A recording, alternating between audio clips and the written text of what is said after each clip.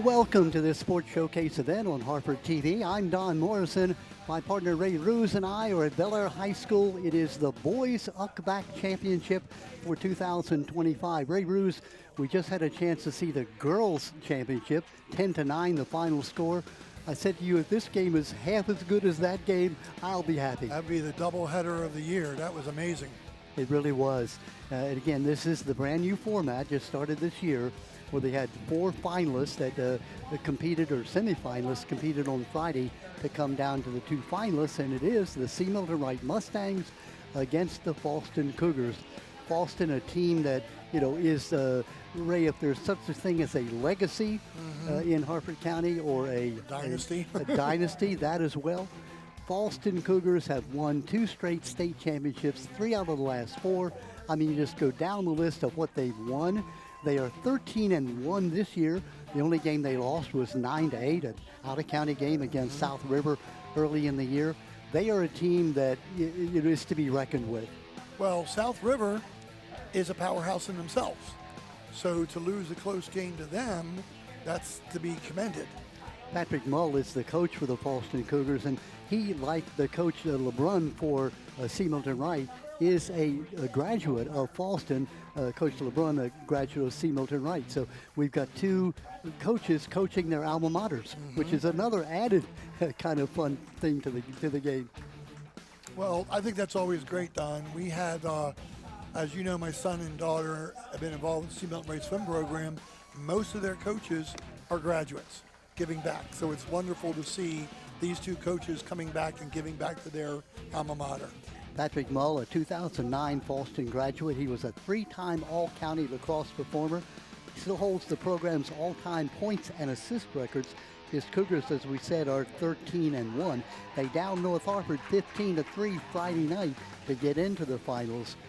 Fallston led by John Kell transfer senior attackman Jaden Riley has 38 goals and 20 assists. So earlier this year, in this matchup between these 2, Fallston won the game 12-4. So it'll be interesting to see what adjustments C. Milton Wright makes in this matchup. You're seeing now the C. Milton Wright team being introduced and the Fallston team being introduced as well. We'll give you those starters. First of all, for C. Milton, Tyler Morris, number 3. He's a senior. Sam Levy, a junior. And Liam Bender, number 5, a sophomore. They are the attackmen. Dylan Sander, number 1, and Gavin Morris, along with Dominic Figueroa, are the midfielders. Kyle Ashman, number 10, Grayson Polner, number 11, and Braden Sander, I should say, number 20, a freshman, are the defenders, with Zach Curry, the goaltender. Meantime, for the Cougars, they'll start this way. Nathan Chanoski, number 3, along with Jaden Riley, number 18, a senior, and Brent Barsikowski, number 21, a senior. They are the attack people. Dominic Foster, Jack Brisky, and Tim King are the midfielders. Jacob Williams, Owen King, Cooper Savell, they are the defenders, and Jason Hilliard is the goalie. So Jaden Riley is a transfer from John Carroll. He's their leading scorer, Don. Yeah, doing a great job. 38 goals for Jaden Riley, number 18. He'll be in the center of the Fallston offense. Look at Owen King. Owen King is the senior who's the 4-year starter, this key for the Fallston team. Now to honor our country, here is our national anthem.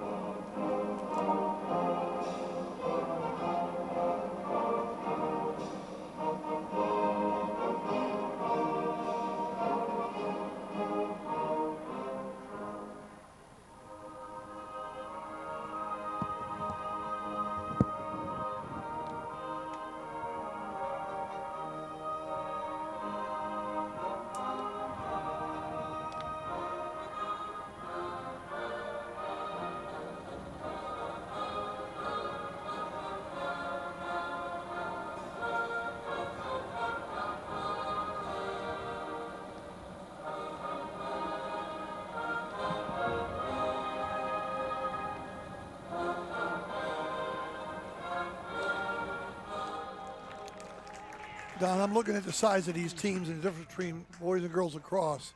It's almost, for Sea Milton Wright, it's just under double the number on the roster. And for Falston, more than double their girls roster. And that's the nature of the game. They sub whole lines. It's a more physical game. You'll usually run a first and second line of midfield, attack, defense, sometime go to third. Well, the Sea Milton Wright Mustangs, I mean, if you look at an underdog, obviously they're the team that figures that they will be hard-pressed to stay with Falston, a team that, again, is 13-1 on the year.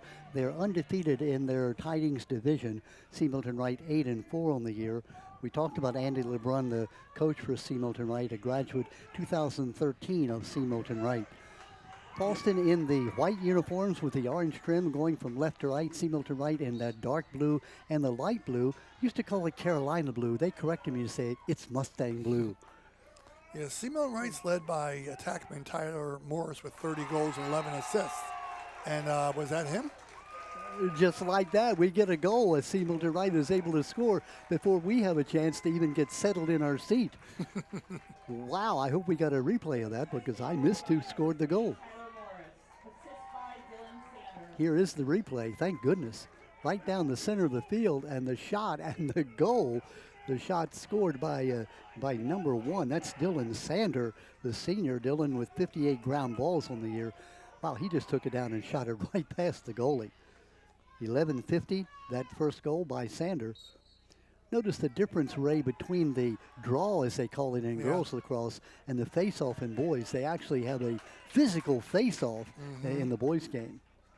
So the girls is more physical than people think, but it definitely is not as physical as the face-off, starting with the ball on the ground.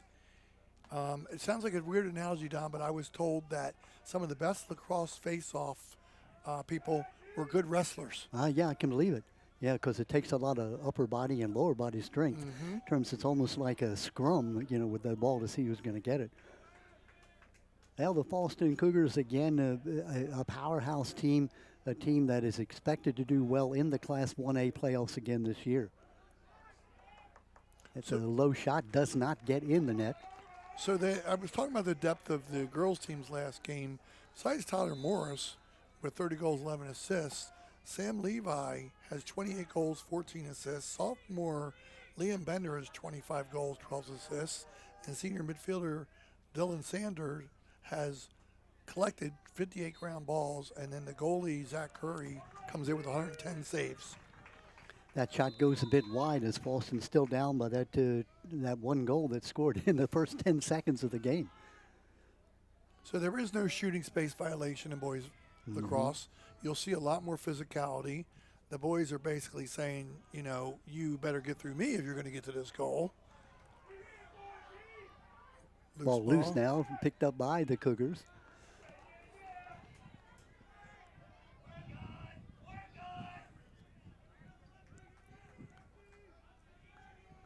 Falston with the ball. There's a near interception there.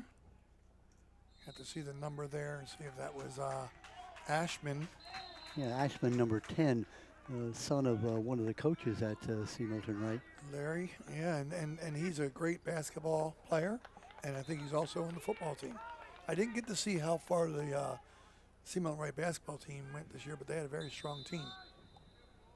I'm seeing a lot of new numbers on the field for Falston that aren't listed in the starting lineup, so we'll be trying to give you those numbers and names as soon as we can. That's Shemitis, TJ Shemitis, number 2, a senior with the ball. Oh, we got a good break here. Oh, nice stop by goalie Zach Curry. Don, I noticed the numbers on the girls' game, too. Some of them were different than what we had on our roster. We hope we have the right numbers. We'll go by the roster that was given us. Sea Milton Wright with that surprise goal with 10 seconds showing on the clock. I don't think anybody had even settled down. I know I hadn't. Went right on down the field, Ray, and scored. That's a turnover, but that's a turnover by pressure, Don. In the defensive end for Sea Milton Wright, they were really harassing them to get an outlet pass. So he just heaved it in desperation. Falston in the white with the orange trim, as we said. Sea Milton Wright goalie's almost out. has it taken away. That was Tyler Morris, number 3, senior. Look, a man down there breaking. And another goal. Bounces into the net. Let's see if we can get a number on who that was that scored. I think it might be Number 3, Tyler Morris scores the goal. 4. Yeah, it is for Sam Levi who scores that goal. Thank you, Tim. That's goals coming at 8:48 left in this first period. And just like that, it's 2-0 C. Milton Wright. So we have to keep track of that because they haven't put it on the scoreboard yet. Yeah, you're right. Let's see, or then did they call that goal not good? I'm not sure now. It went in the net. They might not have called it good because they didn't do a face-off afterward, did they? Yeah, you're right. So erase that goal. Yeah, I think it's just 1-0 then. That ball bounced and went into the goal, but there must have been some kind of a call that occurred before the goal went in. Megan Lucas Savage, the PA announcer, confirms that with us that was not a goal. So it is just 1-0. Break for Falston. We need the thing that they have on like ESPN and others on. We need to be able to call the call-in official. Yeah. That explains to us what happened. Yeah, the official scorekeeper is about 75 yards across the field, and as I demonstrated my running ability to get across the field, not that good at this point. 7:50. Well, that was an important no goal because Bel Air would have really been Seaman Wright would have been really benefited up 2-0 by being the underdog in this game. Nice job. Now let's see, the goalie's trying to outrace the player. Interesting. Dangerous because he's not in the goal now. Curry hustling to get back in the goal. Nice defense. Deflected that, and the Falston player still caught it on the deflection. Yeah. Falston was trying to get the ball in position to shoot because the goalie was about, 30 yards out of the goal. Goalie Zach Curry, 110 saves on the year. I'm going to go by the numbers on our roster here. They seem to be different than the starting lineup I was given. Ball's out. Seaman Wright has it. Here come the Mustangs, up by a goal. Now this is where they're looking for their numbers to catch up with them, Don. They pass it downfield and they have control, but they want to. It's Liam Bender, number 5. He just lost it too. Taken away by Falston. Here come the Cougars. Another turnover. Yeah, we've seen some sloppy passing here early on. And here come the Mustangs one more time on the attack. Looking for the pass, looking for the shot. And that's considered a shot, so it'll be theirs. Yeah. It's such a fast-played game, folks, that you don't realize one little mishandling of the ball is easier said than done. Ray, talking about weather conditions, the wind, which had been very prevalent during the girls' game earlier, it's just about died now. Yeah. And still, the threat of rain still around, but the ball bounced off the goalie. Nice save. It was a very nice save. Saved by Jackson Hilliard, the goalie. 37 goals against 14 games. That's an average of about 2.6 goals per game. Outstanding. It is very outstanding. I got to give some credit to the defense on that shot, though, because the shooter was not able to get in as far as they wanted to, which helped the goalie's cause a little bit. Mustangs 8-4 on the year, reaching 2A North champions last year. Oh, he's wide open, Don. And there it is. Goal at point blank range. That's Tyler Morris who gets the goal. Yeah, there was a missed assignment there, Don, because he was camping out right in front of the goalie for a while there. So this time the goal does look like it is official. That's where the goalie says, guys, somebody's supposed to have him. Yeah, wide Great open. Pass. Good patience. Oh, it was. You're right. He just faked once or twice. Yeah. Jackson Hilliard tried to go high, and then he went low, and the ball went right by. 2-0. 5:42 left here in the first. Another example of an unfair time to be a goalie. Yeah, when they have that 1-on-1. There you see the scrum going on at midfield. Finally, it's Milton Wright coming away with it. Dylan Sander, whose brother Braden Sander also plays as a starter on C. Milton Wright. Nice pickup on that outlet pass. That ball was 2 inches off the ground. Mustangs have just been dominating here early on.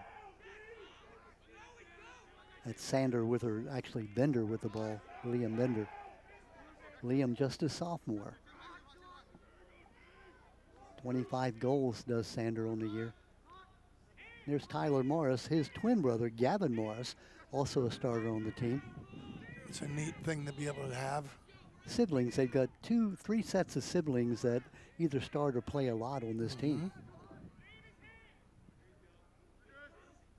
You know that they played together for many years. Nice catch again. Yeah. Wow. That was Gavin Morris, the senior, number 2. So they apparently don't have a shot clock either, or possession clock either, because they've been possessing this one for a long time. Now, when they do have clocks in lacrosse, folks, it's also restarted once you take a shot. Yeah. Kind of like in basketball, if the ball hits the rim and you get an offensive rebound. That was a high pass. Yep, that's an unforced error. I don't know if you've ever had a chance to catch a ball and throw a ball with a lacrosse stick, but if you haven't, you ought to take the chance to see how difficult it is. It's very difficult. You know, I, as a baseball player my whole life, I picked up a lacrosse stick and said, how in the world do you do this? You know, catch a ball with a stick and throw it with a stick. So there are certain positions in certain sports that they label as some of the most athletic sports. You know, a receiver in football, a lacrosse player, a soccer player, basketball players. Lacrosse is definitely, there's a goal. Yeah, there's the goal. That's T.J. Shemidas. Shemidas gets the goal at 3:43. I don't think goalie Zach Curry was looking for that shot. No, he seemed to be caught off guard there. Yeah. Like, I think he thought he was going to run a little bit further or pass it to somebody, and he just said, oh, you're going to give me the shot, I'll take it. That was an important goal. Here's the replay. You'll see. The shot comes, boom, right by the goalie. You'll see this more, and besides the athleticism I was talking about in lacrosse, the power that these guys can throw with. So, like, that didn't seem like a position to shoot, and he just said, well, I'm going to take it. Yeah, it kind of flicked the wrist, and it was right by the goalie. Boy, what a big goal that was, from a 2-0 lead now down to 2-1. Here comes the Cougars with the ball. Well, the athleticism I was talking about, Don, you see some of these highlights on ESPN, these college players diving across the goal, scooping it underhanded. I mean, it's just amazing how far the game has come in the last 30 years. Dominic Foster, one of the captains for Falston, number 10, young man who had that ball bringing it all the way down. Taken away by C. Milton Wright. Nice. See how he flicked that ball away? And picked it up on the run. Here come the Mustangs. Oh, looking for a shot and deflected by the goalie. Good job by Falston goalie who knocked it away. That's Jackson Hilliard. That was a point-blank shot. It was. And down low, too. Yes. 2:50 and counting left in this first period. It has been a rapid-fire first period. Now, if you notice, that shot was brought down by the waist and lower. So I think that made the goalie think he's going low on this shot. Good point. They know these things, Don, better than we do. They're smart. They're athletic and smart. And smart.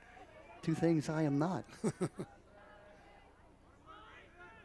I don't believe you. It's called false modesty. You were once upon a time very athletic, right? I wanted somebody to say, oh, Don, that's not right. You're very smart and very athletic. Nobody said it. Did you notice that? I said half of it. Oh, yeah. Thanks. I don't know how smart you are, but I know you're smarter than I am. There it is. Oh, he missed that wide. by, yeah. Gosh. Missed it by that much, as Maxwell Smart used to say on Get Smart. You notice the goal is the same size, but the goalies are bigger. Talking about women and men? Yes, so it does make it less angles to put the ball into. Nice shot. Yeah, a little wide. Now you see the worm has turned a bit, that Falston, who had been dominated early, now they've taken control of the game. That one goal they scored seemed to pep them back up. So you will see the clock stop in lacrosse on out of bounds and fouls and other things, whereas in a sport like soccer, sometimes the clock runs. Inside a minute 40 left in the first period. Oh, he's trying to use that crease to his advantage. Boy, great defense. Wow, how did he keep that ball in his stick with all those people swinging at him like that? Shot goes high. He made a liar out of me. He brought the ball down low And shot it and high. he shot it high. Yeah. So, Like a submariner in baseball. yes, Throws a high fastball. just was too much of a riser. Went right up over the bar. Minute 20 left in the first. Nice Oh, save, nice Keith. save, Curry. Now the Paulson's trying to pick it up. Okay, he just tried to flick it at the goal, almost like a field hockey strike. Yeah, hoping that Curry wasn't aware. Curry was Yeah. right there on the spot. Now Long throw all the way down field. Oh, he's There's open. a If he pass. can She's make- open. And he, Nice check. surprised that didn't get a penalty call. Looked like he knocked him off his feet. You're technically allowed to at certain angles in certain ways. Minute left in the first. 2-1 the lead. C. Milton Wright had a 2-0 lead. Looked like a 3-0 lead. One goal that went in was not allowed. That again is a key play of the game so far. That was an important defensive play down there by Falston, because it could have been 3-1 just like that. Yep. Now, come the if I'm Mustangs. C. Milton Wright, I'm going for the last possession. See, that's a tough pass to make. It was on the run. I know the coach is going to get him at. See, there's a hit, and that might be a penalty. No. No penalty. It was allowed. And you could tell the coaching staff of the Falston Cougars not happy at all. C. Milton Wright gets a do-over here. If I'm coach, I'm telling him he made it. And the goal, I thought I was going to say hold for the last shot. that long But it stick worked. midi able to get it by. That's Dylan Sander.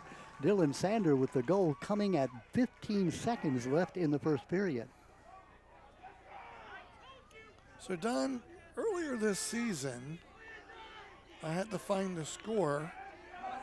In the regular season, I think it was 12-4 was the yeah, final score. so C. Milton Wright has almost scored as many goals in one period as they did the entire last game. Ray had a chance to see that replay where Sander just sort of overhanded the ball Power. right past the goalie, and so it is a 3-1 lead for the Mustangs as we wind down with 10 seconds left. They're calling number 10 like some kind of an illegal pick, I think. Now, if he's out, which he will be, that carries over to the second period, that penalty. So I think they just gave him the possession.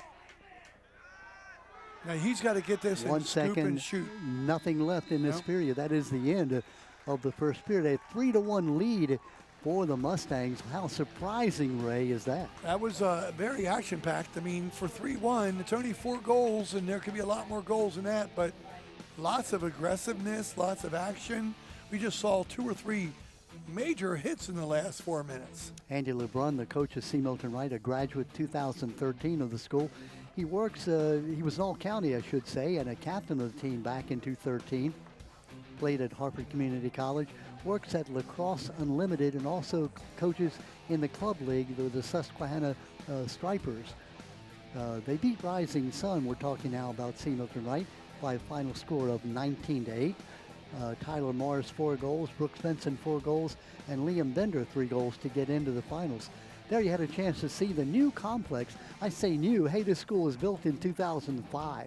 That makes it 20 years old? Right? That's ridiculous. Still looks like it was built yesterday. I remember when they built the new Bel Air High School in 1951, and the kids brought their books and their chairs, walked across town from where the old Gordon Street building is, all the way over to the brand new school in 1951. How old does that make me? Don, you have a good memory for that being 1 year old when you remember that. That's incredible. Jim McMahon, the late great Jim McMahon, tells the story. He was one of the original members of the Bel Air High School who carried his books and everything over across town to the new school, which of course was demolished, and the new school built in 2005. Well, I'm happy for him, but I'm also a little jealous of how beautiful the school is. One great thing, yeah, the Joppatown guy that you are, we won't talk about that. Yeah. But this field, it's wonderful because there is no track around it. Right. A track makes the field farther away from the Yes. stands. They kept the Alcesky field track open so that this field is strictly for athletics other than track and field. Well, even as a coach of other schools, Don, I love my coaching in all my places, but I never had facilities like this to coach on and play on. Yep. It's beautiful. So you see some coach, Don, I don't know if the camera caught it, but you're allowed to sub on the fly. and you see people running off at midfield and new players coming on. Boston now, there's a side switch. The Cougars going from right to left. There's white-shirted Cougars. So, Don, I think the hits have to do with the extending of the stick. You're not allowed to extend the stick out when you check because that would really hurt a person. Oh, yeah. I think body to body is more acceptable on the checks. 2-0, the C. Milton lead, then 2-1, now 3-1. That goal that was a key goal coming with 15 seconds left in the first. And here I was as a coach of me going, don't shoot yet, don't shoot yet. Okay, good job. Good job. That's when the guy's shooting that three-pointer from about 35 feet. No, yes. Just like I planned it. Boston, no panic, you can tell. They're a team, a very veteran team. Nice shot. Curry has played excellent defense there in the goal. Dropped the ball into the crease for his goalie. Now they all spread out. Let's pass the ball around. Tell you what, John, see how much more difficult it is to get out from your defensive zone in the boys' game? Yeah. I mean, they caused an error. Yeah, the penalty, they just threw the ball out of bounds, did C. Milton right. That pressure, it's like pressure in basketball. Sometimes you just force the turnover. Yeah, that was a full court press there for sure on the defense. That was outstanding. Yeah, back on April 24th, these two teams played. It was a 12-4 win by the Fallston Cougars. And Ray, as you said, already 3 goals C. Milton Wright has scored in one period. Trying to get the shot off. Good defense. Looking for a few dodges. Oh, he was trying to wind up for that shot. Colin Bazinski, number 27, has the ball. Now he's in the crowd. He's got to get rid of the ball. Coach is saying, pass it. See, then you do that. Just throws it upfield, and it will be recovered by the Cougars. And it was a great effort getting the ball and dodging all those players, but the coach would really like you just to get it to somebody that's open. Yeah. Don't make your job harder than it needs to be. Cougars now on the attack. Twilight settling in here at Bel Air High School. I say that critique, Don, when I couldn't have dodged one player and not lost the ball, and he dodged like 5. Yeah. Come the Cougars looking to try to get back within a goal. Yeah, being the team that they are, they really want to get things back together here. Great defensive job. Scoop it to the goalie. Ian Schwartzengruber, number 8, the player for Fallston, had the ball there a moment ago. Pressure from behind. Oh, great interception. Good job. That by Lucas Clark, number 33. Mustangs, though, retain possession. Clock winding at 8 minutes and 50 seconds in the half. You don't have much time to make decisions in this game. Oh, nice. Oh, moves. Great pass, great shot, great goal. It was from 2 to 5. The assist goes from Gavin Morris to number 5, Liam Bender. And the 4th goal, making it at 8:43, a 4-1 lead. Watch how he caught that ball in the air, made a fake shot while he caught it. He jumps up. Look at this. Up, fake shot, move around him. Amazing. What a play. I mean, catching it in the air alone is difficult enough. Then you're going to do a fake shot to get the goalie to go near post. And remind you, Liam Bender is a sophomore. Wow. So you got 2 more years to deal with that if you're an opponent of C. Milton Wright. Liam with 25 goals coming into the game. 4-1 the lead for C. Milton Wright. So C. Milton Wright is content to make Fallston take a long time to shoot. So you see the checks out top.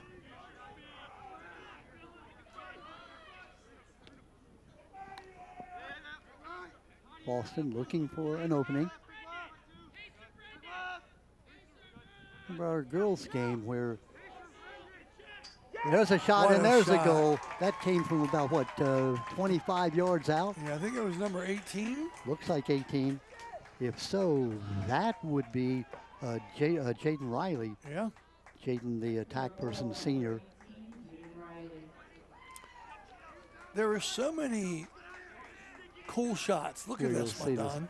That shot is taken again. There's the 25-yard line, and there it goes, right past the goalie Curry.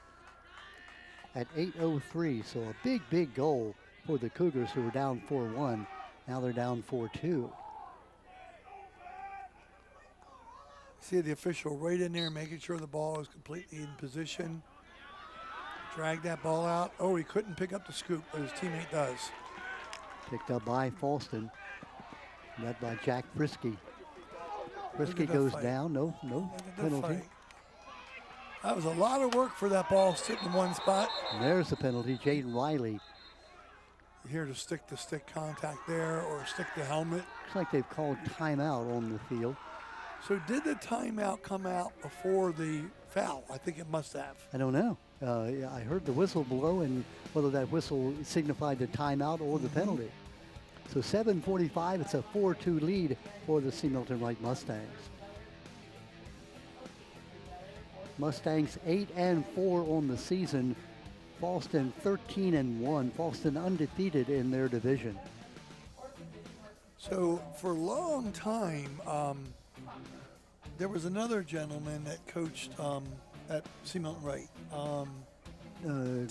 Greenberg was there for a long time. He was there for a long time. Yeah. Now, I do know a friend of mine, Chris Dale, was an assistant. Now coach. you're testing my brain, and he's going to really be mad at me if I can't call his name. Science teacher at C. Milton Wright. Yeah, he was the AD for a few years there, Yeah. too. I think his first name is Tim, but I'm not sure. See, you shouldn't test an old man's brain like that. We'll come up with it before the show is over. Well, because I like that these people have done it for a long time. Yeah. And then, you know what? You eventually have to step back and let the next person do it. Well, here's Patrick Mull's story. He starred at Falston, graduated in '09. He came back to teach at Falston, but there was somebody already coaching there. So you went to Aberdeen and coached at Aberdeen and coached them to their first winning seasons in like a decade. Right. And then when the job opened up at Falston, he came back and is coaching at his alma mater. And he's not done badly. 3 state championships. That's not a bad deal. Just look at some of the things they've done. UCBAC champions 22, 23, and 24. Region champions 21, 22, 23, 24. State champions 21, 23, and 24. Wow. That's what you call a dynasty. That's outstanding. And they're one of the 3 or 4 smallest schools in the county. Yeah, they are a 1A school. Yeah. Of course, the state championships are 1A championships playing against the smaller schools. Well, here we go, back in action. Looks like there was not a penalty. It must have been the timeout call. 4-2, as you see, is the score. C. Milton Wright has led all the way. Led 2-0, led 2-1, led 3-1, and 4-1. And now it's 4-2. Getting the shot off. Oh, Curry. My goodness, that was a point-blank shot. I don't know where it caught him, but it took him certainly right off did. the chest. C. Milton Wright likes to make the long outlet passes, Don. Yeah. Shift from defense to offense quickly. The good part of it is that. The bad part is it could be a turnover. They've had both. Nice. Here come the Mustangs looking to try to get that 3-goal lead Oh, again. he's open. Oh, that was a good idea. Backhand shot. Good stop by the goalie. He just didn't get quite enough on it that he wanted. Looked like Tyler Morris who had that shot. And a great save by Jackson Hilliard. That was kind of the no-look pass, or in this case, no-look shot. Cougars double-teamed. Has the ball taken away. Now you have parents calling for, they thought he was hitting the head. That is a penalty there, Don. Brent Barsikowski, number 21. So he hit him from behind and pushed him down. So this is one of our first, is this our first player off the field penalty? I don't know if they're sending somebody off or not. Yeah, they are. Yeah. It was a hit from behind. Yeah, it looks like there will be. I don't know if they're just changing on the line. I'm not certain now whether they called a penalty or just gave the ball to Boston. They did. They threw a yellow flag. We should have a person in the penalty box, so to speak, and I don't see one for C. Milton Wright at this point. We'll assume they did and give Falston the man advantage. Yeah, I only count 9 to C. Milton on the field. So So let's see if Falston now can take advantage to score. Yeah, they want to get back within one. Inside 6 minutes now left in the half. They say this is a game of momentum. Oh, taken away by C. Milton Wright. What a great defensive play. Now they've got to play keep away, Don. Oh, see, they turn it back over. Shot and goal. That by number 18, the goal scored by Jaden Riley. Riley gets his second goal in a row. This one coming at 5:44. So that's a little bit of an experience here, Don. There was no need to rush that ball out. When you could turn around and just drop it right to your goalie, and nobody can take the ball from them. And so the turnover, a goal right away. So what that had been a 4-1 lead now is a 4-3 lead for C. Milton as Jaden Riley scores 2 goals in a row. Jaden, the senior, number 18, had 38 goals coming in. He's a John Carroll transfer, headed for Anderson University next year to play lacrosse. Certainly has brought his team back in this game. This is definitely one of the better sports for Harford County representation in college, is girls and boys lacrosse. A little nice good defensive play. Taken away There's by the that Mustangs. heave again. That's part of their strategy. This time it works. Oh, he's open. Oh, good defensive play. Yes. Getting ready to shoot, and that ball was knocked out of his stick. That's why that little bitty extra bit of hustle matters in sport, Don. I mean, he was going to have a point-blank shot there to go up too. Flag goes down. Let's see what the flag is about. It's either something off the ball or something with the bench. The C. Milton Wright player picks up the flag and gives it to the official. I don't know if that's a courtesy thing or he's saying thank you. Take that back. I don't want that thrown against us. I don't know. Like, I didn't see the penalty, didn't see who he called it on. C. Milton Wright was down a player. I'm going to 1, 2, 3, 4, 5, 6, 7, 8, 9. One thing that no, because they have possession. I was going to say maybe the player came back out sooner than they were supposed to. I've seen that happen before. Well, the Mustangs have it now, looking to try to get that lead back in a comfortable zone. Great They're passing. looking for one big shot. Great save. That ball knocked away. This goalie likes to play out in front of the goal a little bit more when they're out there, and he feels like he can cut their angle down more by doing that. Jackson Hilliard. Oh, well done. Goalie just came out with the ball and had it stripped. Looks like the officials are going to call a penalty. You can see the fans and you can hear them. They are vociferous. Besides that, they're yelling really loudly.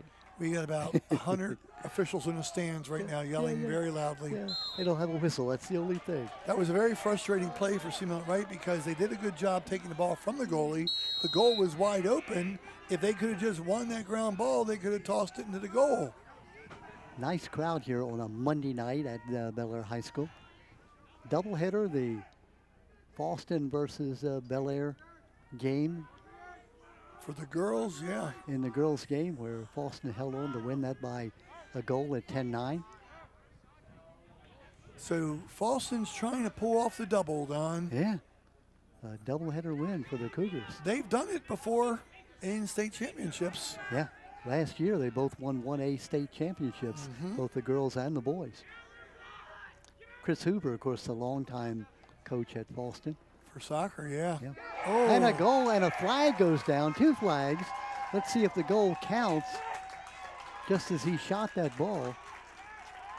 So curious to see what the call would have been. They haven't put it up on the board yet, so let's let the officials sort it out. Remember, we had a C. Milton Wright goal that was called back. Now they have. They put it on the board at 4-4. A goal by number 26, Trent Richter. Richter, a sophomore. Right back to a tie. Here you'll see it. That low shot again. Oh, I see now. The player was knocked down, not Richter, but the other player who threw the ball. So it's tied at 4, and the penalty goes against C. Milton Wright, so they're down a person again. 3:40, we're tied at 4. I count 10 on the field, though. So maybe they just called it a common penalty. But the goal counted. We do know that, 4-4. Timeout on the field. So it has turned from a 4-1 lead by C. Milton. The Fallston Cougars have pulled themselves up by the bootstraps, so to speak, and have now tied this game at 4. So that momentum swing there, Don, we saw it happen in the girls' game back and forth. You know, in the girls' game, technically speaking, Bel Air won the last 3 quarters 9-4. Yeah. But they gave up a 6-0 beginning. Yeah. Right now, you know, that first quarter was clearly won by C. Milton Wright, but Fallston's storming back here. Yeah. C. Milton Wright led 3-1 after 1 period, and then Bender scored to make it 4-1. But then 3 straight goals by Fallston, 2 by Riley and 1 by Richter, and we're tied at 4. So C. Milton Wright's got to find out something to do, and I do this in soccer, Don. I tell my defenders, take away the person's right foot if it's their dominant foot, make them shoot with their left. So a couple of these Fallston young men have been able to really wind up with their right hand. And if I'm the coach, I'm telling them, you know, take that away a little bit more. Make them spin and go to their left hand. They're not going to be as accurate. They're not going to be as strong. But they'll probably do it and prove me wrong. Nighttime settling in here at Bel Air High School. I want to thank Craig Reddish, the athletic director, and all the folks here at Bel Air for making us feel so much welcome, as they always do. The athletic directors, Ray, as you know, around the county, if it were not for them, we couldn't be bringing you these TV games, because they're the ones that open their facilities, coaches that give us information and support us. We just can't be any happier. Ray, do you understand? 31 years, HarfordTV has been bringing you these events on TV. And you've been there every year, right? Pretty much, yeah. From 1994. We're seeing now someone sprinting across the field. We're not sure what that's about. This play has stopped momentarily. Something's going on with the fans. We do have athletic trainers here. Yeah. So we're back to the game, though. The game is underway. Fallston looking to try to take the lead. This would be their first lead of the night. Well, they've given a lot of possession here lately, Don. And I talked before about the girls needing to win more draws. Well, I'll say the same thing for C. Milton right now. They need to win more face-offs. Cougars looking for that score to go ahead. Nice little check just to throw him off of his run there, not allow him to take the shot. Right, we mentioned about the medical attention. Julie Rosenthal and Elizabeth Swank, the trainers for ATI here for the 2 teams. Shot unsuccessful. That was point blank, but it was right at the goalie's top shoulder. And also Sarah Butts, the trainer at C. Milton Wright. Rosenthal, Julie Rosenthal for Fallston, Elizabeth Swank for Bel Air, and Sarah Butts, the trainer for C. Milton Wright. They do a wonderful job. That shot hit the post. It could have easily been a take the lead shot, just barely missed it. Yeah, the athletic trainers are wonderful. They don't just take care of the athletes right here on the field, but the school system has things set up for trainers to be in the school certain days of the week, and the athletes can come in and see them, get treatment. That's wonderful. Right, when I was coaching back in the 70s, that's the 1970s, not 1870s, in case some swag out there wants to. But anyhow, you know, you were your own trainer. Yes. And you just prayed, let's not let anybody get hurt, because I don't know anything about, you know, medical treatment. But what a comfort as an official, I mean, as a coach, where you can actually coach and you know that there's a medical professional there. There's a shot, nice block away by Curry. 2 posts in the last minute. Boston still has it and misses the shot, so it stays at 4-4. They say that the post and the crossbar could be the goalie's best friend. But Curry has been under pressure. Zach Curry, the C. Milton Wright goalie, made a bunch of great stops early on. Well, Don, that's a tough job anyhow, being a goalie, but when you're getting this much pressure. Yeah, 110 saves on the year for Zach Curry. Well, nice takeaway by C. Milton Wright. That was 2 people. So right now is where they got to show patience again. Kyle Ashman, number 10, taking the ball away. They keep turning the ball back over there, Don. They need to. Now, that might be a dangerous play. I don't know what that's called there. Going to turn it back over to the Boston Cougars. 1:09 left in the first half. How many times have we watched our favorite teams play football on TV and you have 300 yards more than the other team, but you turn the ball over 4 times? The turnovers could be the difference of a close game like this. Here are the Cougars now, inside a minute left in this first half, trying to take their first lead of the night. Oh, man, that was a good pass around the goal, but just bad angle. Lost the ball again. Attempt to try to get the goal in. Looked like it was number 19, Brendan Ray, who tried to get that goal in. Had a very poor angle. So Seamount Wright's going to call a timeout here, Don, and they want to set up this last possession. So I don't know, maybe you do, how many timeouts they get, a half or a game? No. So it might be 3, a half is a normal number, but that's a good timeout. And if it's anything like some other sports, some sports you can carry them over and some sports you can't. So if you're going to lose the timeout, you might as well take it. Ray, we should mention while we have a moment that folks are watching this live on live stream. You can also watch this championship game coming to you on Armstrong Channel 7 and HD 101, Comcast Channels 21 and HD 1084, and Verizon Channel 31. That's coming up on Monday night, May the 12th at 7:30 p.m. So if you watch this game live and you'd like to see it again, to just compliment on the commentators, that's the main reason. How wonderful job they've done. Now, if you think they've done a lousy job, then don't watch it. Don't watch. No, please do watch it. We're again so pleased that Harford TV has continued in the partnership all these years, 31 years, bringing you the game of the week. And this our final telecast of the 2024-25 season. We mentioned how quickly it's gone. It seems like it was fall, and now all of a sudden it's our last game in the spring. And we've added so many sports. And you added track and field recently. Almost every sport is covered in this TV station, and we love it. Yeah, a couple of tennis. We have trouble with the high fences around the courts that we can't cover that cross country. We don't have enough mobile cameras to be able to cover it, but we're open to try to cover any sport we can that's played here in Harford County. Well, here we go with 20 seconds left in this first half. Austin did not make it easy for them to get that ball downfield. Whoa, Seamilton Wright looking for the shot. Inside 15 now. 13 seconds. We have another timeout on the field. So it took them a lot of work to get the ball from their defensive half. Big credit to Falston putting the pressure. When I coached soccer, I used to have some prima donna forwards who thought they didn't have to play defense. Prima donna forwards. And they did not think their job was to defend. They thought their job was just to score. And I even told some of my male players, you ever watch this great soccer player from Team USA, Mia Hamm? When she lost that ball, she didn't put her head down and say, okay, your turn. She fought like crazy to get the ball back.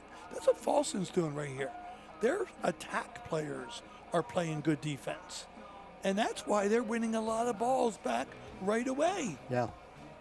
So now, Seamount Wright coach says, it took us most of that time we had left to get it down here. Now we get to bring it in on the offensive half. It's kind of like the basketball timeout where you get to bring it in on the offensive half. Yeah. So he's going to set up, what would you say, Don, 1 or 2 options? Yeah. With 13 seconds, he doesn't have a whole lot of time. I mean, you're going to get the ball to so-and-so. They're either going to take it right to the goal, and there's going to be a cutter told to move from point A to point B, and it's either going to be a shot from the person with the ball or one passing shot. But if Falston defends like they have been, there might not be any shot. It has been an exciting half, and a half that's been the momentum changing, where the C. Milton Wright Mustangs led 2-0, led 2-1, led 4-1, and now it's tied at 4. 3 straight goals by the Cougars to tie it. Gets the ball out here just outside these hash marks. Going to run behind the goal. Inside 10. Looks like he's killing clock instead of attacking here, Don. Inside 5. 1 pass, shot. Left-handed, shoot. Trying to get it off, cannot get it off, and the half will end just like that without the ability of C. Milton Wright to get a shot off. He had the left-handed shot, but he didn't want to take it. He wanted to get back to his right hand. So that's where we are at 4-4 here at half. 2 goals for Dylan Sander for the C. Milton Wright Mustangs, who had that 4-1 lead. Jaden Riley coming up with 2 big goals to make it 4-3, and Richter with the goal that tied it at 4-4. We'll take a break here at halftime. Don't you go away. This game, the UCBAC Championship between the C. Milton Wright Mustangs and the Fallston Cougars. Don Morrison, Ray Ruse will be right back. Well, we're back with you at Bel Air High School. It's the championship of the UCBAC Lacrosse League, the first ever championship with the new format, Ray, where we have taken 4 teams, the 4 top teams, the winners of the 3 divisions, the Tidings, the Hatem, and the Conowingo, and then the 4th best team put together in a semifinal that occurred Friday night, and then 2 winners, which were C. Milton Wright and Fallston, playing here tonight in the championship. And it's come down to a 4-4 game at halftime. Ray, it was a 4-1 game, C. Milton Wright leading by 2-0 and then 4-1, and then Fallston scoring 3 straight goals to tie it at 4-4. Well, I'm impressed on both accounts because easily C. Milton Wright could have come in here with, oh my gosh, this is such a daunting task for us. They beat us bad last time. Yeah, 12-4. We lost during the regular season. And they came out really aggressive and really strong. Yeah. On the other hand, I'm really impressed that Fallston didn't panic, and they have come back with a vengeance, and they made it a good game. So we now have a half to decide this championship. Yeah. Hey, by the way, 2 things. Andy Gerard, thank you for finding out, the young man who is the longtime coach at C. Milton Wright, some of your contacts in the C. Milton Wright community. And also, we talked about that medical emergency. Turns out there was a fan in the stands who had a medical emergency, and the people right here on staff, the athletic trainers rendering aid, and we're given to understand the person is fine, doing okay, and going to be taken for observation. So that part of what's happened here tonight has also been very good. Again, the modern advantages that they have. We had the local doctor came to the football games, and that was it. Yep. Not in any other sport, but at the football games because it was a more violent game. Yeah. But, yeah, Don, this is exciting. I mean, these young men, I hope they don't take this for granted for 20, 30, 40, 50, 60 years from now when they're our age. They hopefully can look back at this and remember what a great moment this was. And we have 12 more minutes this period and 12 more minutes in the 4th period of more great time. 4-4 the score. Dylan Sander, 2 goals for C. Milton Wright, and Jaden Riley, 2 goals for Fallston. They the big goal scorers, and we do have a tie score. Trent Richter, the young man for Fallston, tied it at 4-4. And so we're now beginning the second half. Fallston in the white, C. Milton Wright in the dark blue. And we're underway. This is one of the tougher situations when that ball's rolling around like that at their feet and you've got 6 guys fighting for it. You'll see them push the ball away like a broom and try to find another opportunity to pick it up. Cougars coming away with the ball. Fallston 13-1 on the season, 8-0 in the division. C. Milton Wright got it back as Fallston threw it out of bounds. And I don't know what they just called here. But they're giving it back to Fallston. Cougars going from left to right across the TV screen. There's the long pass coming upfield.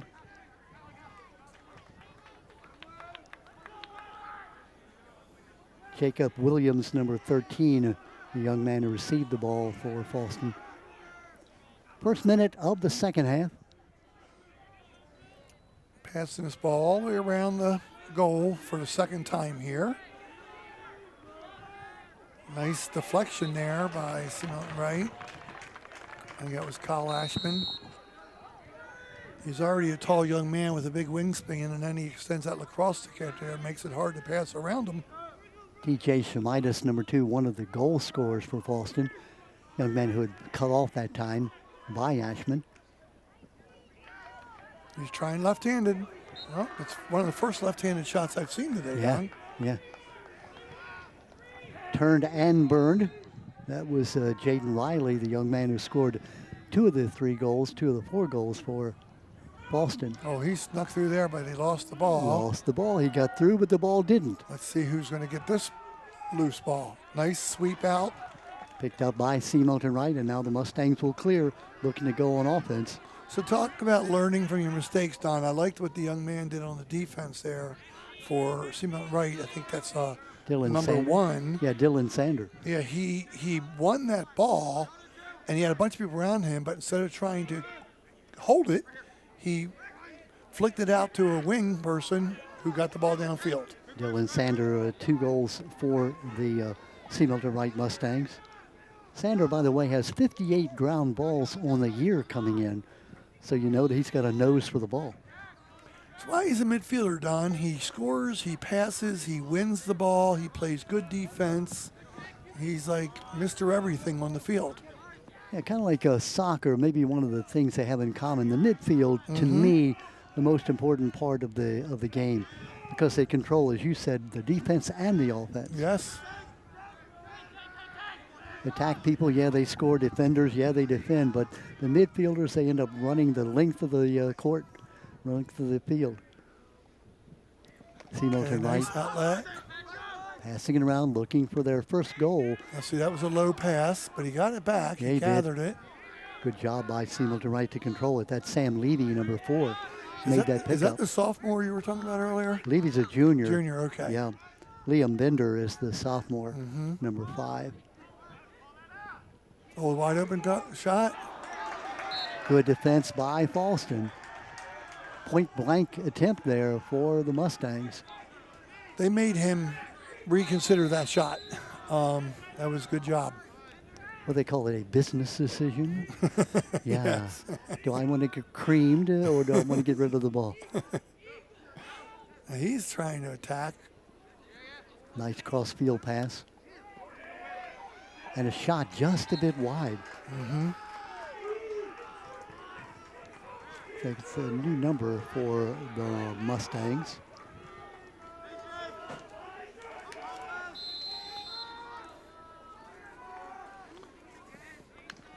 Nice shot.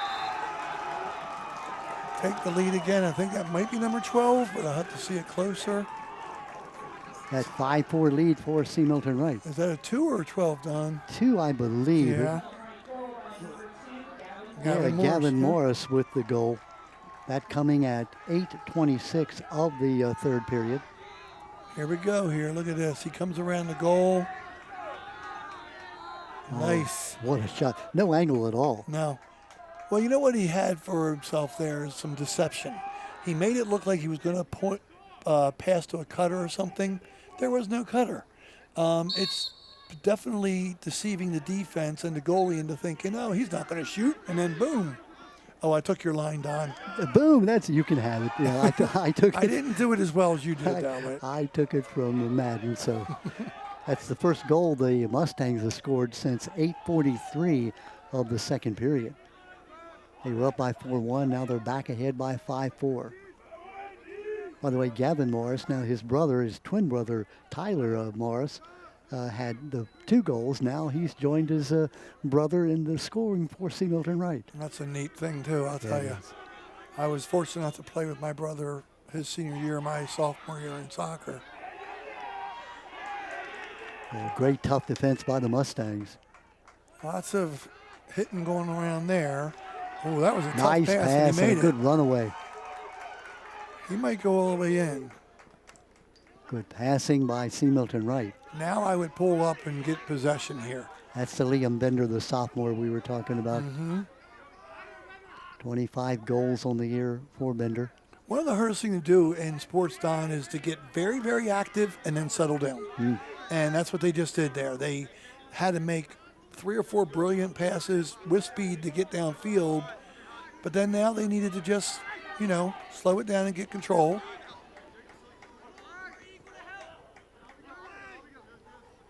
You got a lot of people around the goal, Don. You have 3 C. Milton Wright players on top of the goal. A great job by Gavin Morris controlling the ball, despite being harassed by 2 or 3 of those white-shirted defenders. Oh, he can use the crease. Oh, he didn't quite cut to the crease enough. This is Tyler Morris. This is a physical confrontation. Great pass. Not much of an angle, though, to take the shot. Flag goes down. That could be hit. another one. That was a hit right to the head. Yeah, they don't call anything yet because C. Milton Wright has the ball. If and when they lose it, then you'll see that penalty come out. So this puts you in a really good situation for C. Milton Wright. You could be as patient as you want to be. You can kill clock. You got a 1-goal lead. It was an attempted pick. Didn't quite work. Another could be penalty there. It wasn't called, but you're right. There was a lot of contact. Now, there's a flag on the field. I'm assuming it's the original one. I think so, yeah.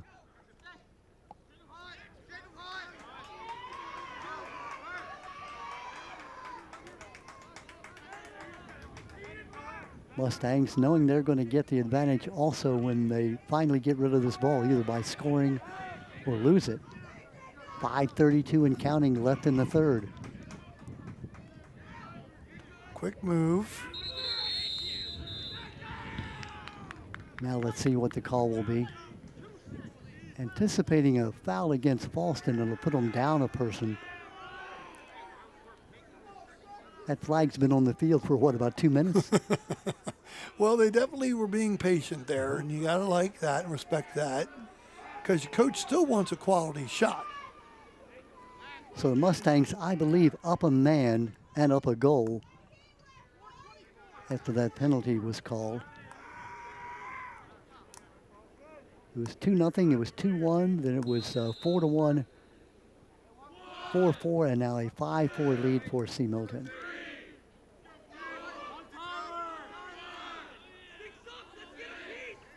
Mustangs passing it around, looking for a cutter. Long shot. Good save. Yeah, that's not what they wanted here because now, oops, it's turned back over, but it should go back to Falston. Falston does have it. Now, that was a little surprised by that, Don, because they showed the patience in getting the quality shot before the penalty. Yeah. But then they kind of rushed that.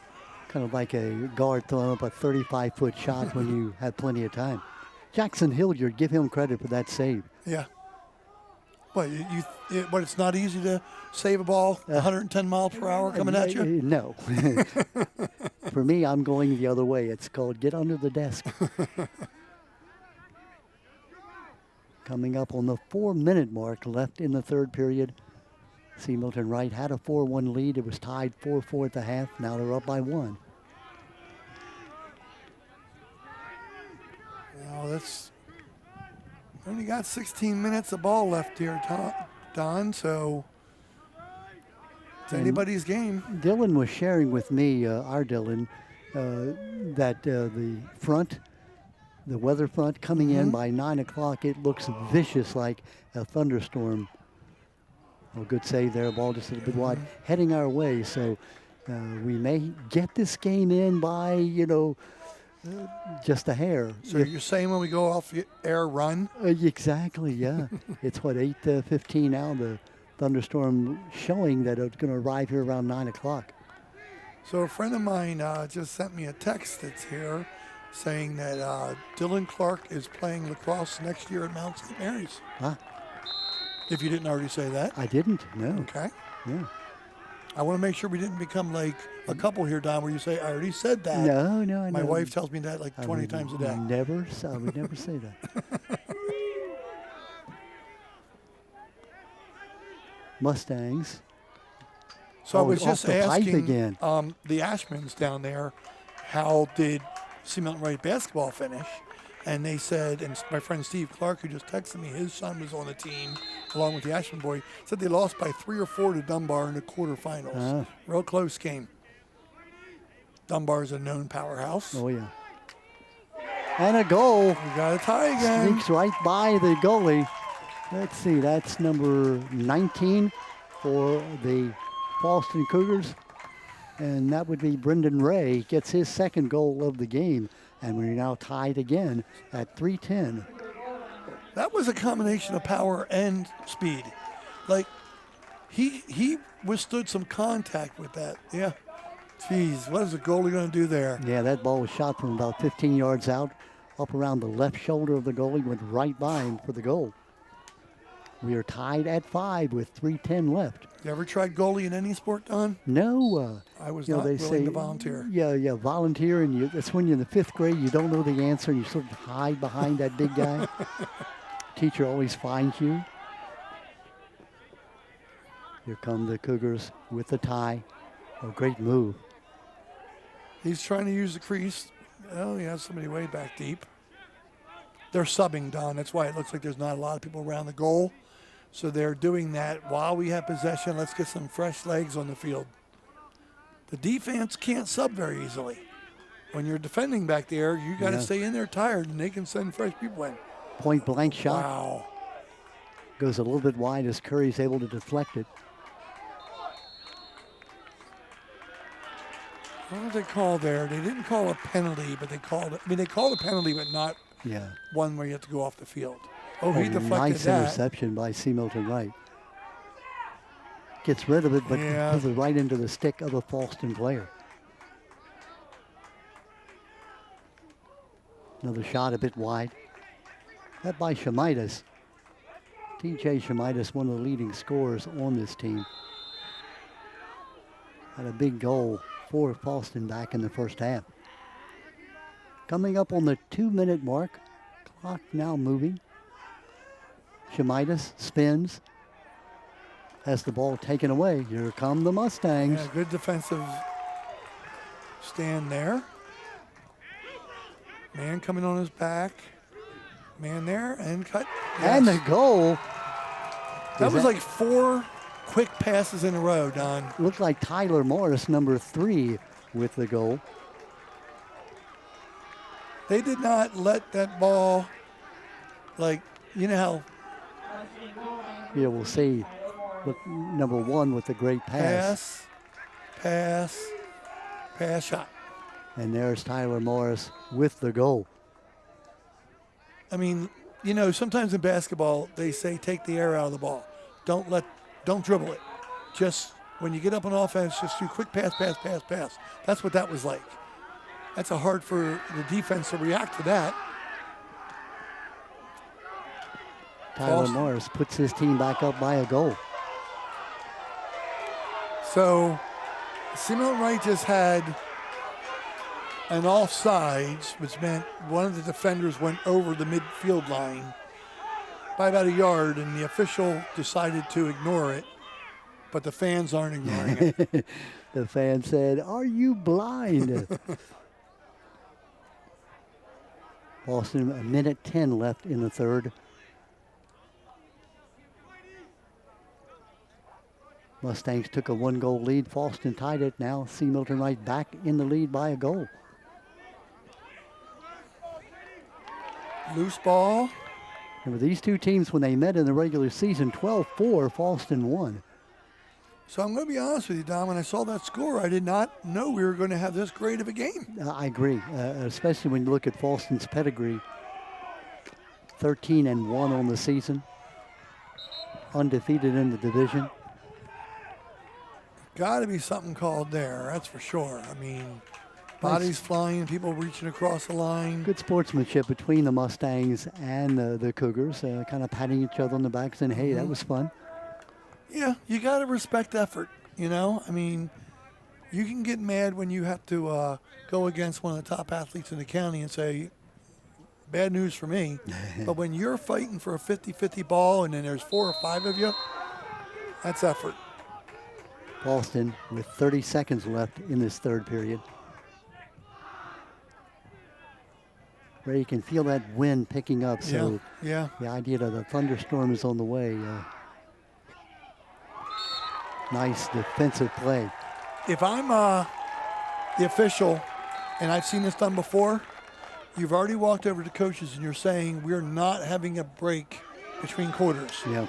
Just walk back up for the sub your subs in, get up there for the face-off. We need to go. 9 seconds left in this third period. It is a 6-5 lead for the C. Milton Wright Mustangs. 3 seconds, 2-1, and that will be the end of the third period with C. Milton Wright leading by a goal. This game was tied at 4 at the half, and now it's a 6-5 lead. They stopped it with .8 because it went out of bounds. It's when the official or the clock person should have said, "Oh yeah, another .8 You expired." erase what I just said. 0.8 seconds left. Now, I repeat myself, after 3 periods, 6-5 is our score.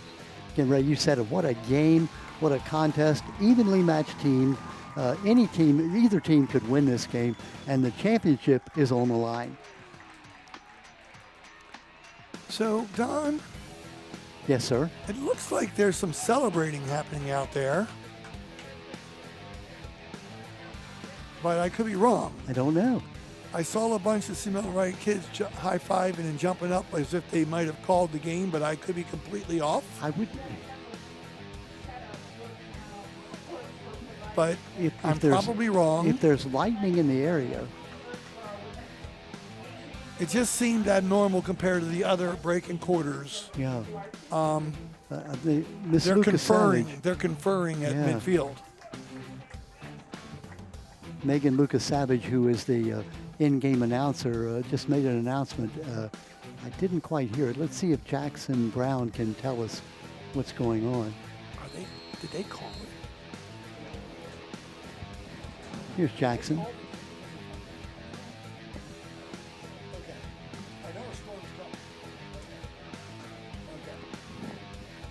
Yeah, we're talking about the impending storm that's coming, but it looks like, Ray, what did they say? That wasn't the announcement? No. No, just some in-game excitement, but again, we are fighting the battle not only. Well, false alarm on my part, but the way the officials were meeting Yeah. and conferring. Yeah, Now, the good news is, folks, we have about 8 of the county's 10 athletic directors here tonight. yeah. So we have plenty of people to make a good decision, right? Yeah. The bad news is we're in an aluminum encased steel on the top of the bleachers. So if you suddenly hear Don say, "Good night, everyone," I'm going for my car, you'll know what happened. We'll see if you can run again, Don. That's the thing. And I'm parked further away. I didn't park close. Yeah. Well, here we go now. 12 minutes, we hope, left in this game. Mm-hmm. For once, my partners at HarfordTV will realize I'm not rooting for overtime. That's right. So my phone, Don, is showing rain at midnight. Well, then. Then maybe we're okay. But yeah. It says clouds. Yeah, well. Um,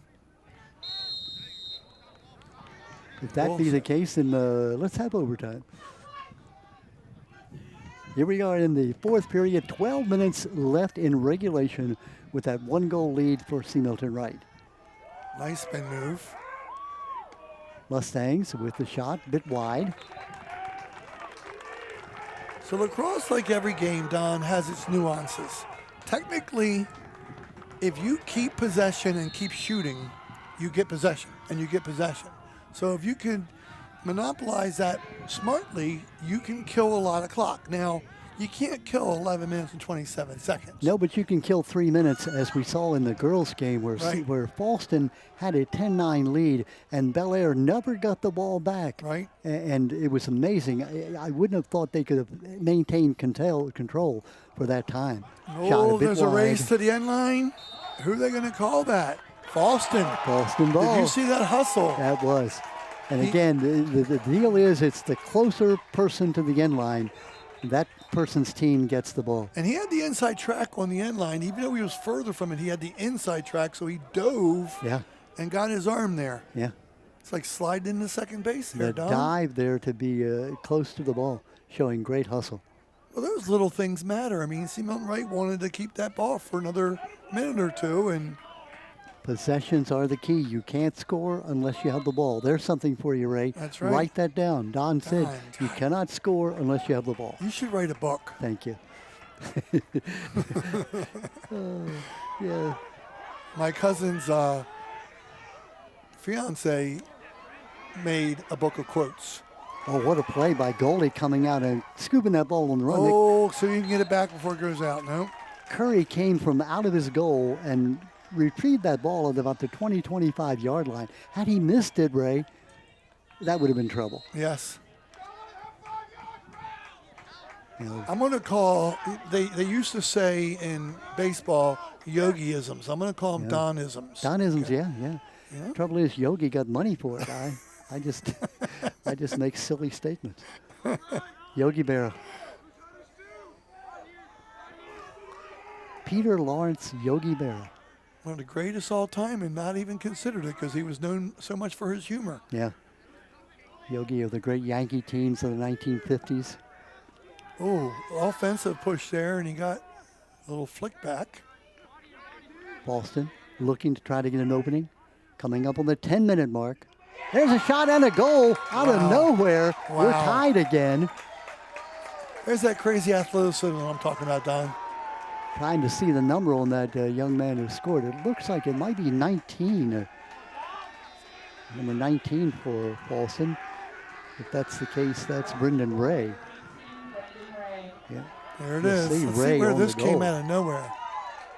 Absolutely. Goalie Curry, I don't even think was expecting the shot. See, some Rays are really good athletes. Not all of them. I get it. You're Ray Ruse. I see where you're going there. 6-6, we're tied.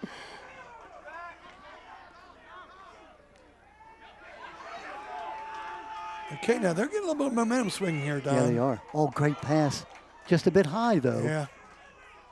Now this is where Seamount Wright needs to possess and slow it down and feel good about themselves having the ball a little bit. But easier said than done, Don, when you got a defender harassing you that much. That's Sam Levy, number 4, with the ball. Mustangs tied again with the Cougars. They've been tied at 4, been tied at 5, and now we're tied at 6. It was tied 4-4 at the half. Oh, almost got the inside track there.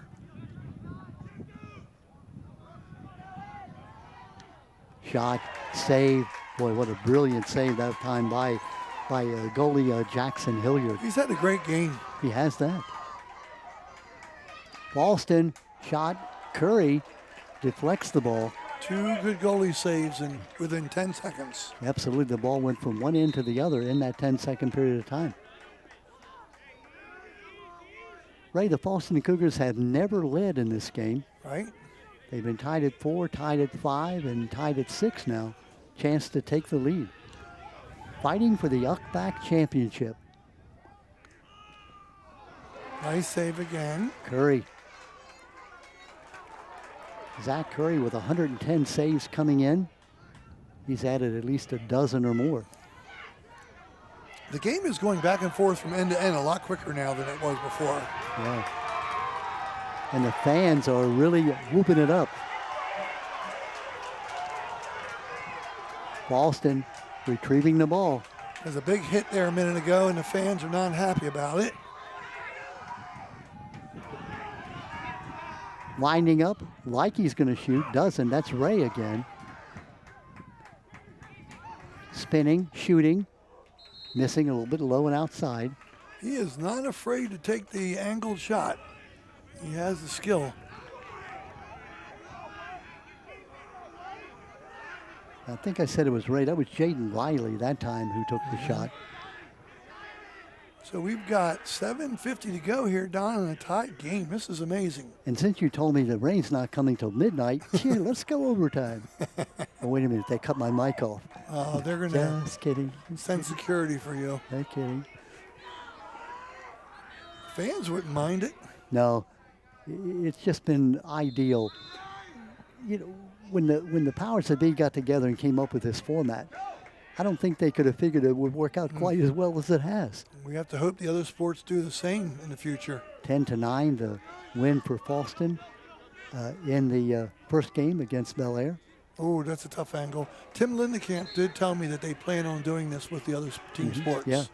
So that's good to know. So obviously the golf, swimming, wrestling, track and field will do their normal championship meet. Winding up and shooting just a bit wide. That was one of those kind, Don, that he lost it on the release, sailed high. When you're putting that much velocity, like you ever see the pitcher throw the ball over the catcher and umpire's head? Oh, yeah. Hit the bricks and come all the way back to the pitcher. Just a little bit high on the release, and that's all it takes. Ryan Duran, the old relief pitcher for the Yankees. I'll take a pause on that story. Oh, he's in there. Oh, again, Curry is the last line of defense. Yeah. Anyhow, Ryan Duran had very thick glasses, and he would come in as a relief pitcher, and his first pitch would be against the backstop. And he would take his glasses off and wipe them like he couldn't see. He would peer in. Now, you can imagine being a batter, guy throwing the ball 98 miles an hour. There's a shot, a little bit wide. You're going to stand in there when he's going to throw it, can't see the home plate? I don't think so. It's like that All-Star game when Johnson threw the ball behind Kruk's head over his head. Yeah, Randy Johnson. Yep. A little intimidation factor. Yeah, it was.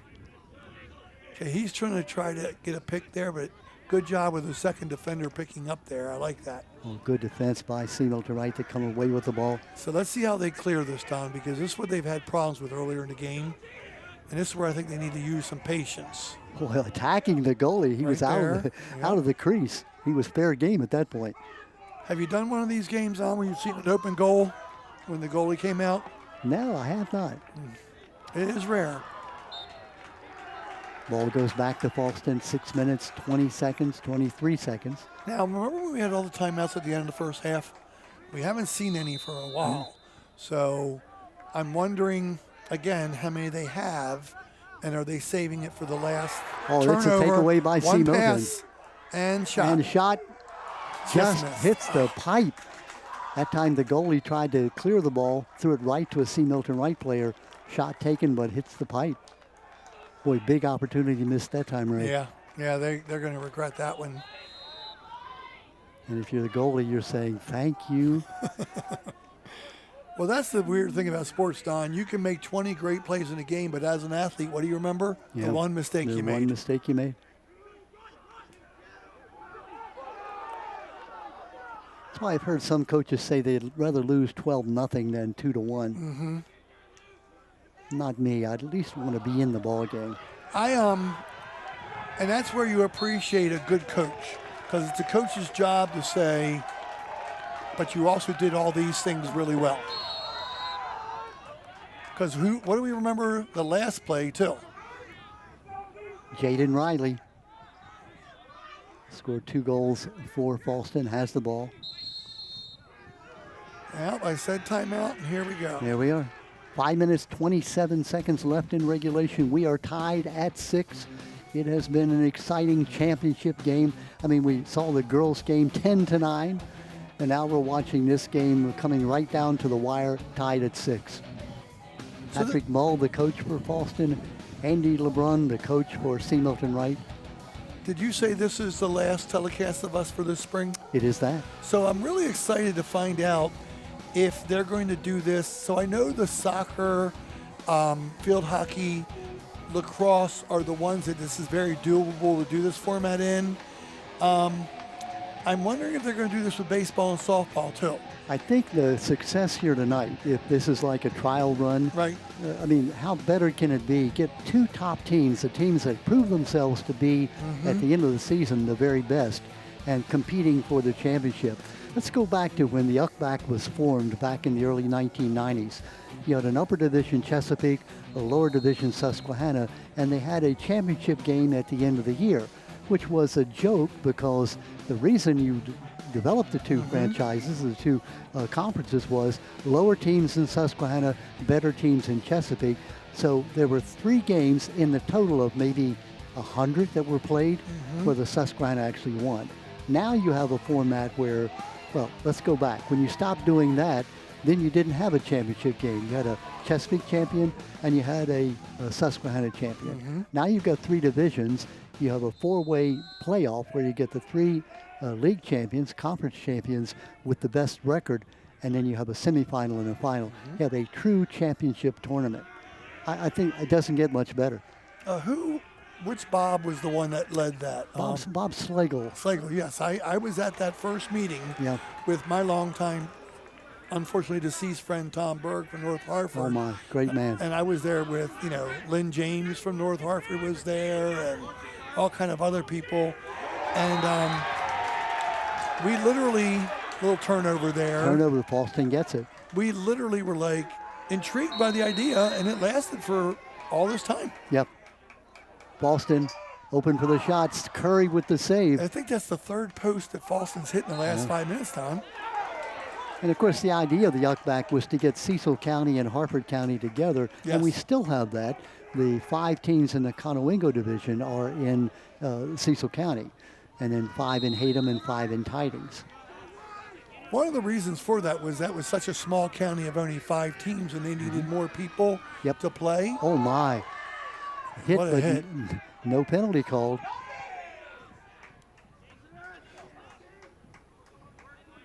Yeah, it cuts down on the travel, having to go all the way into the Eastern Shore, up a bit high if you're Cecil County, or if you're Harford County, traveling all the way to Howard County. So you have a complete schedule.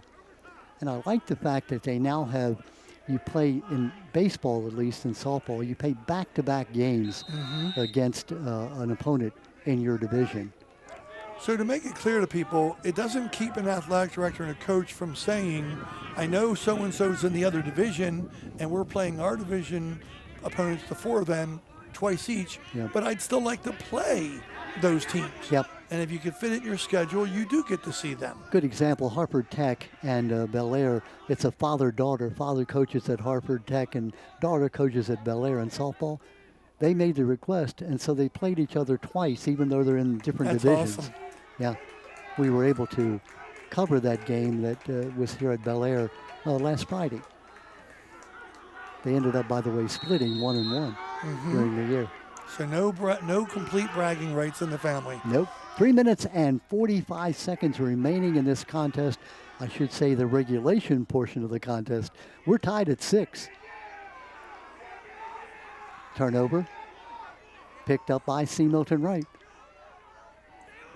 You need to get that to the goalie. Thank and you. They did. Oh, now the goalie has it. Wow, they almost stole that from the goalie, Don. Flag goes down. Let's see what that flag's about. So C. Milton Wright has the chance to... Mustangs, that penalty must have been against Falston because they're allowing C. Milton Wright to continue. Coming inside 3 minutes.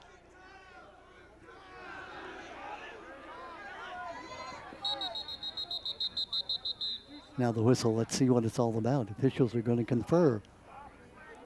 Ray, this could be key. This is huge. So he might have overruled, but it should still be C. Milton Wright's possession regardless because they had the ball. 2 flags went down, one on the far side of the field and now one here on the near side. So it might have been a legal substitution because it wasn't having to do with anybody who had the ball.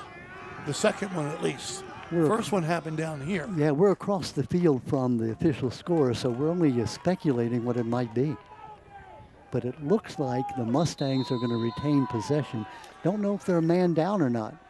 I'm totally speculating, but there might have been some goalie interference in the crease when the ball was flicked in there initially, because a Falston player might have reached over the line and hit the stick of the goalie. Okay. But since C. Milton Wright kept possession, as you said before, they get to keep going with it. So that might have been the first flag. It was in that scrum down there in the crease. Yeah. But then this one, when he was running past midfield, this official had a line of sight right to the other sideline. Yeah. Lots of things could be. Did the coach speak up? Yeah, we don't know. Yeah, 3 minutes and 2 seconds. The timeout is called. We'll try to count the players when they come back on the field to see if somebody is down a player. They're testing us, Don. They are, yeah. We're speculating. We're good at speculating. Not always good at being right, but we're good at speculating. Well, speculating's like insurance. You don't have to be right because you speculated. Well, here's my other thought. Being a weatherman, I think, is the greatest job in the world. You can be wrong 90% of the time as long as you say there's a 10% chance that this is going to happen. That's right. So if it doesn't happen, you say, well, we told you it probably wouldn't. If it does, you can say, we told you it might. So I'm going to be a weatherman and say it's either a foul on Falston or C. Milton Wright. Or maybe neither. We're just not real sure. Or did they pick a flag up? Because that happens in sports. Yeah. That's actually what I see as some of the best officiating is when they get back together and say, no, that wasn't a foul, pick up the flag. Well, we know there's 3 minutes and 2 seconds left in the game, and we think that C. Milton Wright will have the ball. And we know it's tied at 6-6. So we know those 3 things. So I'm going to count Falston. 1, 2, 3, 4, 5, 6, 7, 8. Don, if it's what I see, they might have 2 penalties. 1, 2, 3. If that player's on the field, 4, 5, 6, 7, 8. They're down 2 men. Wow. So with 2 minutes and 52 seconds and counting left in this game, it looks like Falston is down a pair of players on a penalty, 2 penalties called. So the Mustangs have the great advantage here. See if they can convert. Looking for a cutter. Man's coming in from the back here.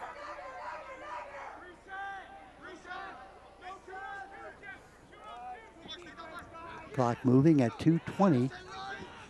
And if the penalties were called back to back, there was only about 10 seconds in between them. So one player would come out 10 seconds sooner than the other.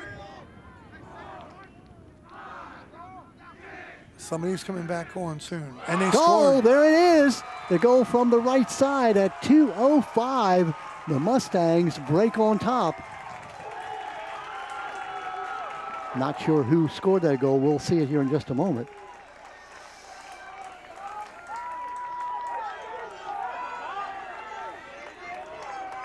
So now, here's the replay. You'll be able to see who scores this goal. It looks like I'm still having trouble seeing that number. Maybe if you can. 5 scored? Thank you. Jackson tells us that it was number 5 for C. Milton Wright. thank you, scored. Saxon. And that is number 5 is Liam Bender, the sophomore. Puts his team up at the 2-minute mark, 2:05. Important face-off win there. The C. Milton Wright coach pretty much ran on the field to call that timeout. He ran from midfield down the sideline to the official and was like, timeout, timeout. Saxon Brown, the English teacher here at the Bel Air High School. Yeah, here we go. You'll be able to see this. That shot is from an impossible angle. He sidearmed it around the defender, Don. And to make goalkeeping even more difficult, now you're screened because you have one of your big defenders in front of you too. Liam Bender, the sophomore, making that shot. If it stands, it could be the thrill of his life in terms of the shot that meant so much to his team. 7-6 with 1:56 left. Good shot of the coach there, firing up his team. Andy LeBrun, the coach for C. Milton Wright, the alum of C. Milton Wright, graduated in 2013. All-county player at C. Milton Wright. I think coaching at your alma mater, I know you're very closely associated with Joppatown. You know, it's just something about the school that you went to, being able to contribute to that school after you're long gone from that school. Yeah, I was lucky enough to coach a couple years of boys soccer and a couple years of track and field as well. Just ran into my longtime soccer coach, Stu Palmer. Wow. Twice in the last week. How is Stu doing? Doing well. Good, good. Liam Bender, by the way, that's his second goal of the game. 1:50 and counting left in this game. Falston has to score to keep this game alive. Oh, what a contact. Good defense. Shot. Wide. Falston will get it.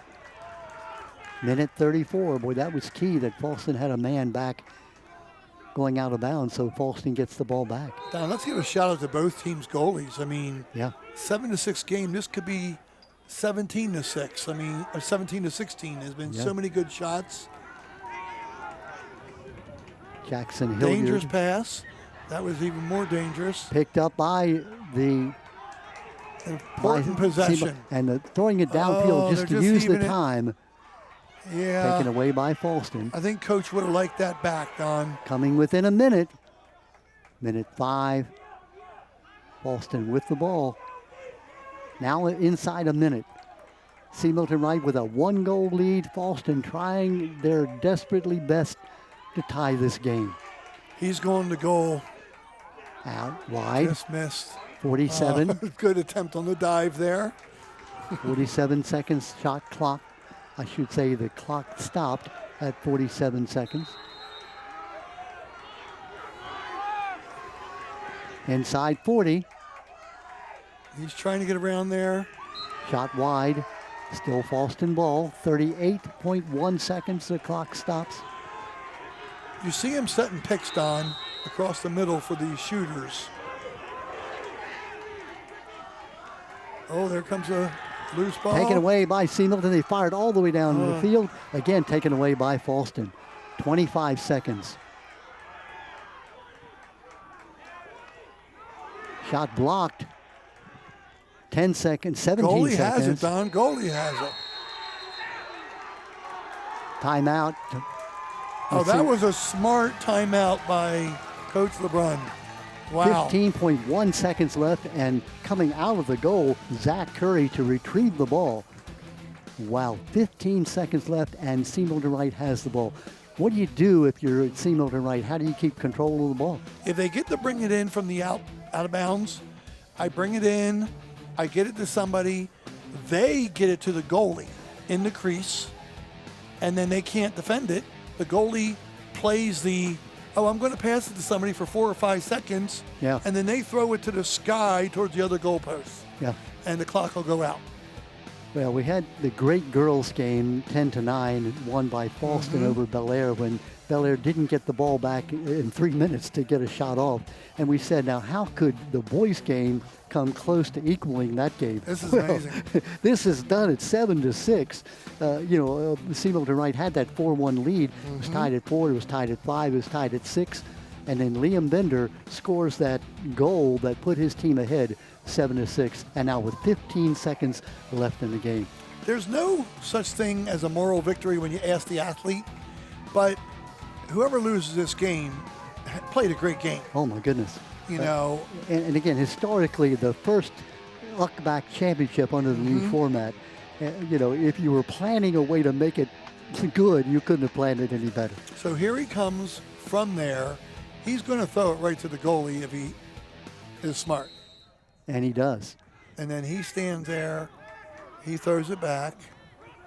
Inside 10. Run. 6 You got a seconds. man out here in the corner. 5 seconds. 4, 3, 2, 1 second. That's the ball game. The Seamilton Wright Mustangs have won the UCBAC Championship 2025. The Mustangs are champions. What an upset victory for Seamilton Wright.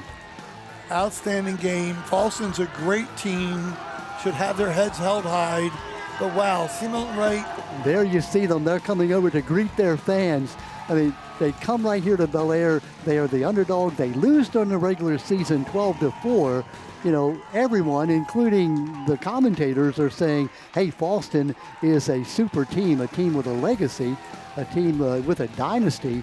And yet Seamilton Wright comes in, takes the lead 2-0, 4-1, withstand Falston coming back and tying it at 4, and then eke out the win on the big shot by Liam Bender.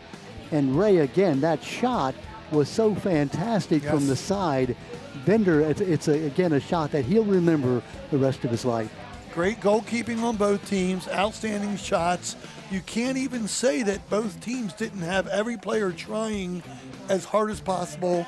I was glad to be here with you, Don. It was a great game to be at. Oh, Ray, I'm so happy that you were able to join us, and again, happy that you out there watching the game could watch it. The girls lacrosse championships won by the Bel Air Bobcats, 10-9. Oops, excuse me, by the Falston Cougars. Sorry, Falston. By the Falston Cougars, 10-9. Bel Air coming back and trying to tie that game, and then in the game here you just saw, it is the Seamilton Wright Mustangs winning it by 7-6. Ray Ruse, I'm all talked out. It's just been a great, great night. Thank you to the HarfordTV folks for allowing us to do this, to the Bel Air folks here for hosting us, to the coaches, to the athletic directors. 10-9, the win for Falston in the girls game, and this game, the final 7-6, Seamilton Wright winning it. That's about all I can say. It has been a great pleasure, and thank you for, again, tuning in all season long in the 2024-25 year. Ray Ruse, let's do it again next year. Yes, sir. I'll be here. All right. Thank you all. Good night, everyone.